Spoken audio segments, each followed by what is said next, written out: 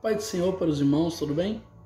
Estou aqui trazendo uma palavra nessa noite que eu creio que o Senhor falará em seu coração e eu espero que o Senhor venha fazer algo tremendo na tua vida através dessa palavra. Eu peço que você, juntamente comigo, feche os olhos e oremos. Deus, obrigado por tudo que o Senhor tem feito, obrigado por essa oportunidade de expressar a Tua palavra, Senhor, ao coração daqueles que esse vídeo irá alcançar. Eu peço que o Senhor venha, Pai, sim, Deus, trabalhar, que o Senhor venha operar na vida, Pai, dessas pessoas, e que esse vídeo, Pai, seja uma ferramenta para o Senhor alcançar almas, curar, salvar e libertar, meu Pai, em nome de Jesus, amém. O texto que eu quero trazer hoje, ele se encontra lá no livro de Mateus, no seu capítulo 14, onde nos traz uma história bem conhecida, que é a história da multiplicação dos pães e dos peixes.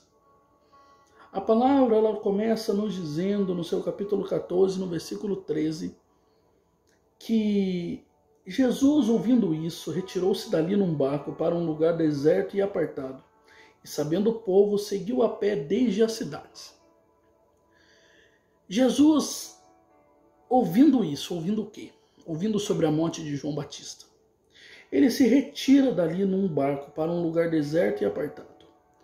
Naturalmente, ele sabendo que João Batista tinha morrido, ele se retira. Ele vai para um lugar deserto, um lugar distante, talvez para ter um momento de luto, ter um momento de tristeza, mas a palavra continua dizendo que o povo, sabendo, ele seguiu a Jesus a pé desde as cidades. Então, Jesus, saindo daquele lugar que ele tinha ido, a palavra fala aqui no verso 14, Jesus, saindo, viu uma grande multidão e, possuído de íntima compaixão para com ela, curou os seus enfermos. E, sendo chegado já à tarde, os seus discípulos aproximaram-se de Jesus, dizendo: olha, mestre, a hora já é avançada, despede a multidão para que eles vão pelas aldeias, pelos campos, e assim comprem de comer ou tomem algo para si. E isso é a primeira coisa que eu quero meditar com você. A palavra ela vem nos tratando e nos mostrando isso, que ao se deparar com a multidão, eu e você, naturalmente, faríamos a mesma coisa que os discípulos. Faríamos o quê? Chegaríamos no mestre diante da multidão, falaríamos: olha, despede a multidão. São muitas pessoas que estão ali. Ou seja, naturalmente para nós seria um problema, porque como a gente vai alimentar todas essas pessoas? No último versículo desse texto, a palavra vai falar que eram quase 5.000 homens, sem contar as mulheres e as crianças.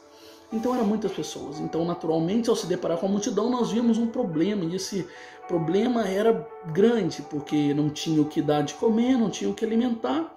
E a gente faria para Jesus: despede a multidão. Mas eu quero trazer uma meditação e um pensamento que aonde os discípulos veem um problema, veem uma dificuldade, Jesus vê oportunidade. Como assim, não, Ricardo? Jesus vê uma oportunidade porque a palavra fala que, vendo a multidão, ele curou os seus enfermos. E isso é maravilhoso, porque aonde eu e você não estamos vendo solução, Jesus está vendo oportunidade de operar. Aonde eu e você vemos uma multidão de problemas, uma multidão de dificuldade, Jesus está vendo muitas oportunidades de operar e de agir na tua vida. E a palavra continua dizendo que Jesus fala assim: não é necessário que eles vão, dai-lhe voz de comer. Dai-lhe voz de comer. Jesus não pergunta a sua capacidade financeira, ele não pergunta a sua classe social. Ele não pergunta se você pode ou se você não pode, ele está lançando a palavra, o milagre já estava garantido, então ele está falando assim: dai-lhe voz de comer, ele está falando: eu estou garantindo o milagre. Mas naturalmente os discípulos, eles fazem o quê? Então os discípulos disseram: não temos aqui senão 5 pães e 2 peixes. Os discípulos justificaram dizendo que o que eles tinham era pouco para alimentar aquela multidão. Mas Jesus em momento algum perguntou ali ou falou: o que vocês têm? Se vocês têm, dai-lhe vós de comer. Não, Jesus ele está falando: dai-lhe vós de comer. Jesus ele nunca perguntou se você pode ou se você não pode. Jesus ele nunca perguntou se você tem ou se você não tem. Ele está falando que quando ele ordena o milagre já é garantido. Quando ele ordena, o milagre vai acontecer. Ele não se importa com sua classe social, ele não se importa com o que você tem de financeiro, ele não se importa com nada. Ele está garantindo porque o milagre é dele, ele é o dono do milagre, ele é o milagre. Então ele fala assim para os discípulos: então, tem 5 pães, 2 peixes? Traz-me aqui.